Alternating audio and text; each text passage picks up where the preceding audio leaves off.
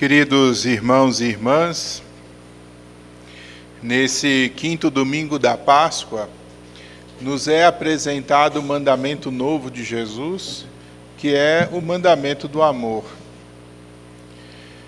E acho que hoje em dia é bastante difícil, às vezes, a gente compreender o que isso realmente significa. Porque nós temos uma visão muito distorcida de amor. A maioria das pessoas imagina que o amor é um sentimento, né? Que o amor está vinculado simplesmente às emoções, mas na igreja o amor não é um mero sentimento, o amor não é uma mera emoção. Porque os sentimentos mudam, né? Cada dia a gente amanhece de um jeito diferente, se sentindo de um jeito diferente em relação aos outros também. As emoções mudam também. Tem dia que a gente está triste, tem dia que a gente está alegre, tem dia que a gente quer mudar o mundo, tem dia que a gente quer fechar a porta e ficar em casa, né? Então, essas são coisas muito instáveis, né? Para que nós possamos chamar isso de amor. O amor é muito mais que um sentimento, e o amor é muito mais que uma emoção. Na igreja, nós falamos que o amor é uma virtude. Enquanto virtude é uma disposição habitual. É algo que está, então, dentro do ordenamento da nossa vida, como uma realidade muito mais perene. A virtude é uma predisposição ao bem, uma tendência a, né? E quando a gente diz que o amor é uma virtude, a gente está dizendo que o amor é muito mais profundo, muito mais instalado dentro daquilo que é a experiência humana do que os humores de cada dia. Por isso a gente divide até a paixão do amor, né? Porque a paixão também é uma coisa que às vezes nos toma de maneira bastante intensa, mas que no dia seguinte não está mais lá. O amor, então, é uma disposição constante, interior, que orienta a pessoa justamente em mover-se na perspectiva da realidade amada, procurando o bem da realidade amada. Amar significa, sobretudo, enriquecer o outro com o bem e a oferta de si mesmo. Então se ilude quem pensa, por exemplo, no amor romântico como aquela sensação, né, de bem-estar diante do outro, quanto aquele movimento de desejo de estar na presença de uma outra pessoa. O amor romântico, ele não é, na verdade, o verdadeiro amor. Paulo hoje diz que para nós entrarmos no reino dos céus, nós vamos ter que sofrer muito. E por incrível que pareça, o amor também produz muitas vezes sofrimento. O amor é uma experiência exigente, que nos coloca diante do outro com uma premissa, né, de oferecermos ao outro aquilo que temos de melhor, e muitas vezes isso nos custa. Uma mãe de família, um pai de família que estiver aqui, entende muito bem o que eu estou falando, né? Nós amamos os nossos filhos, não é isso? Mas sabemos o quanto custou isso também, né? O quanto foi exigente na experiência do dia a dia, preparar e ofertar e cuidar, né? E fazemos isso de bom grado, fazemos isso dentro de um contexto de alegria, mas isso não muda também o fato de que é exigente. Então, na sociedade nossa hedonista, né, que vincula muito a felicidade ao prazer ou à sensação de bem-estar, é difícil compreender em profundidade o amor. Muitas pessoas desistem, inclusive, do amor antes mesmo de aprofundá-lo. Porque nós temos tanto medo de sofrer nos dias de hoje, que quando se apresenta a exigência do amor, muitas vezes pela via do sofrimento, desistimos antes mesmo de aprofundar e amadurecer essas realidades. Quantos relacionamentos terminaram sem terem dado de fato oportunidade ao amor?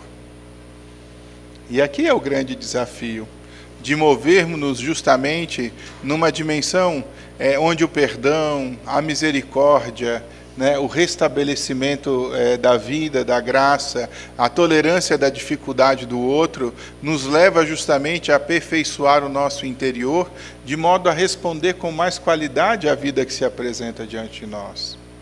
E Jesus também é claro a respeito dessa situação, porque Jesus apresenta um elemento que também é extremamente importante, como eu vos amei. Como eu vos amei. E como é que o Senhor ama, né, aos seus discípulos, ama a todos nós? Justamente integrando nesse relacionamento e assumindo sobre si as fragilidades de uma humanidade inteira. Não, a história do perdão às vezes é engraçada, né? Assim, as pessoas acham que quem perdoa esquece.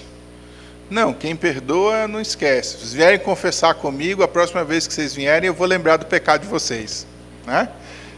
Não se iludam sobre isso. Não vão dizer assim, eu esqueci, não lembro mais. A não ser que, sei lá, né? Pode fazer tanto tempo que a gente de fato não lembre. Mas via de regra, eu sento com a pessoa que se confessa e a gente parte da confissão anterior.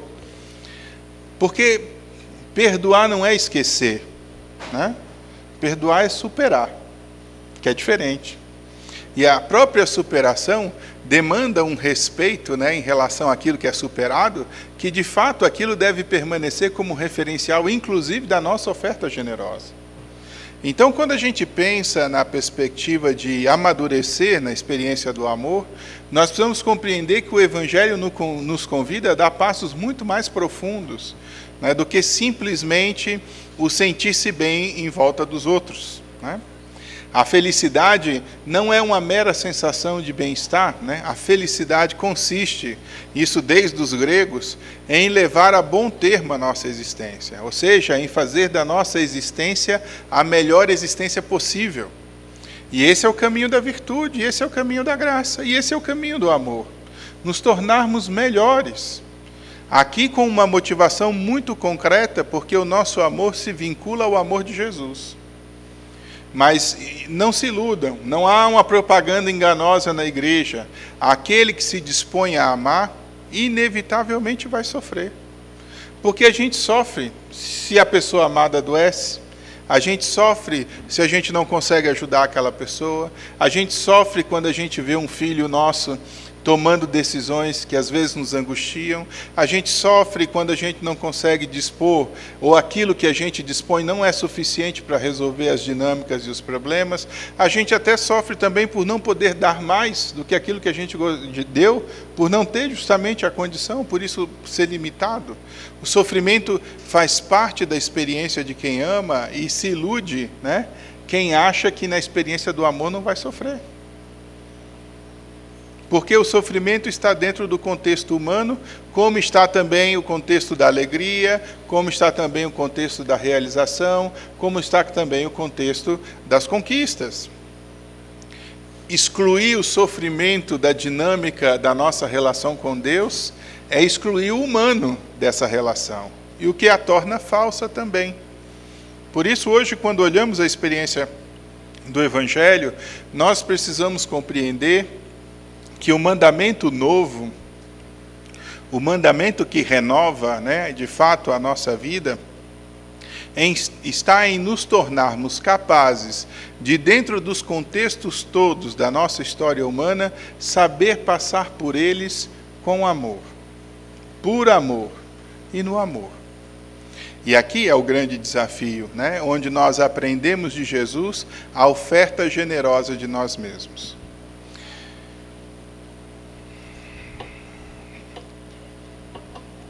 Acho que quando a gente toma posse disso, nós começamos a viver de fato essa experiência verdadeira de religião. É bonito olhar hoje Jesus dizendo isso concretamente, né? Nisto todos conhecerão que sois meus discípulos, se tiverdes amor uns aos outros. Tão interessante da gente refletir sobre isso hoje, né? O que é que nos diferencia dos outros? O que é que permite às outras pessoas nos olharem e perceberem que somos cristãos? É o crucifixo que a gente carrega no pescoço? São as medalhinhas e as coisas todas que a gente tem por devoção? Todas essas coisas são belas, não estou desmerecendo elas. Mas o que identifica efetivamente o cristão é, de fato, o modo como ele se relaciona com os outros. se o cristão de fato vive essa experiência do amor fraterno. E aí eu tenho um medo muito grande, um receio, de que talvez nós nos apeguemos a tantas coisas acessórias e que nós nos esqueçamos do essencial. Porque o mandamento novo de Jesus é o essencial.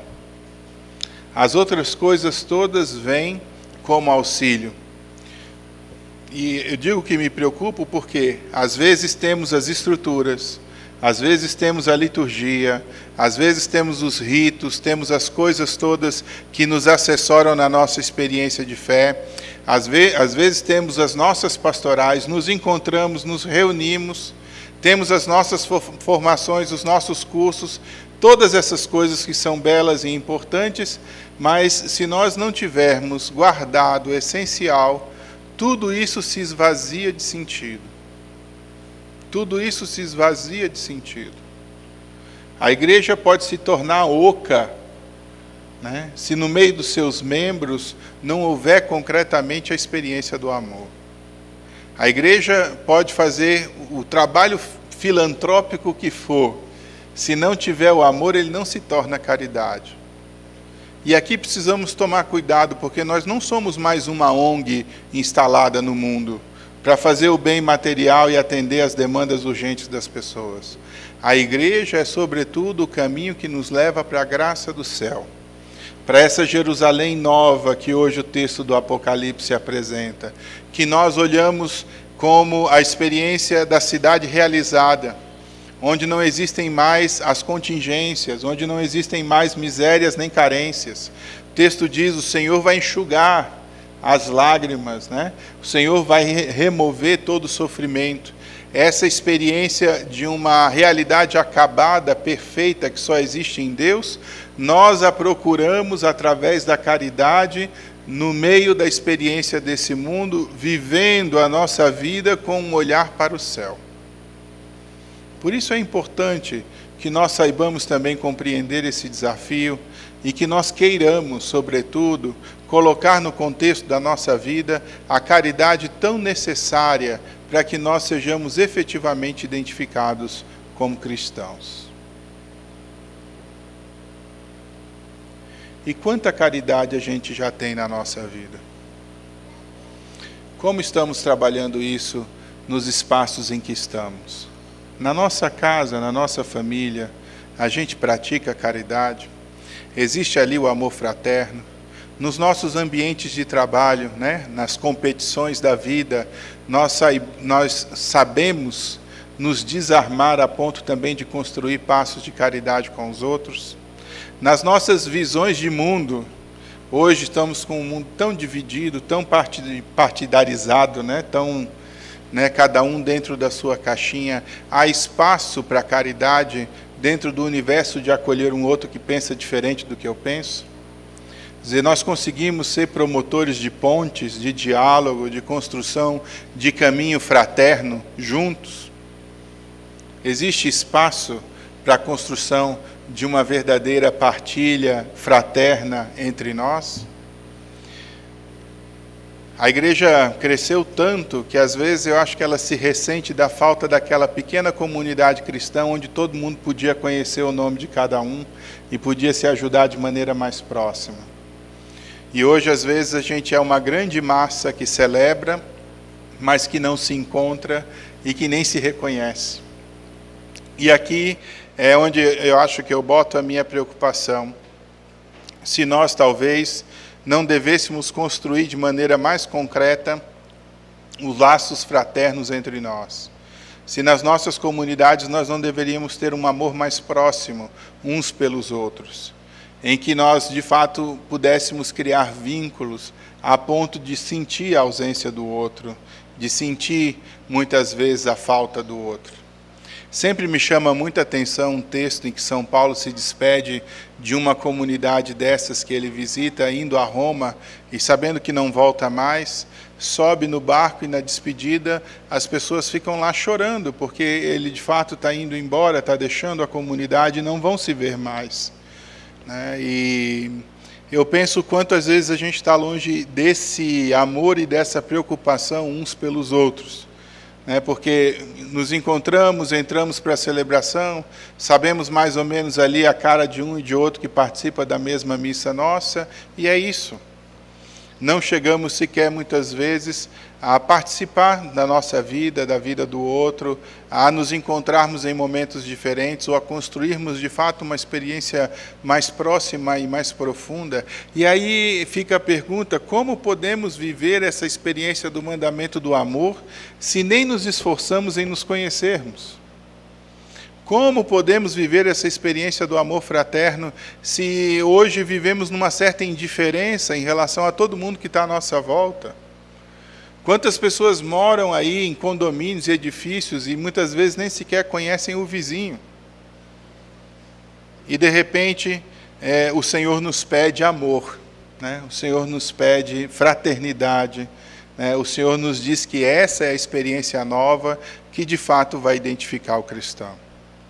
Então, queridos, hoje queria pedir a vocês, né, que vocês considerassem a ideia de que as relações prosperam, o mundo prospera, a sociedade progride, se nós implantarmos com mais afinco e com mais empenho esse sentido de amor fraterno que o mandamento novo de Jesus dá.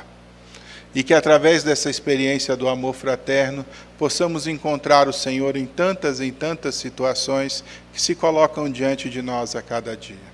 Nos esforcemos, né, para que o amor entre nós continue sendo a verdadeira identidade do cristão. Louvado seja nosso Senhor Jesus Cristo. Creio em Deus Pai Todo-Poderoso,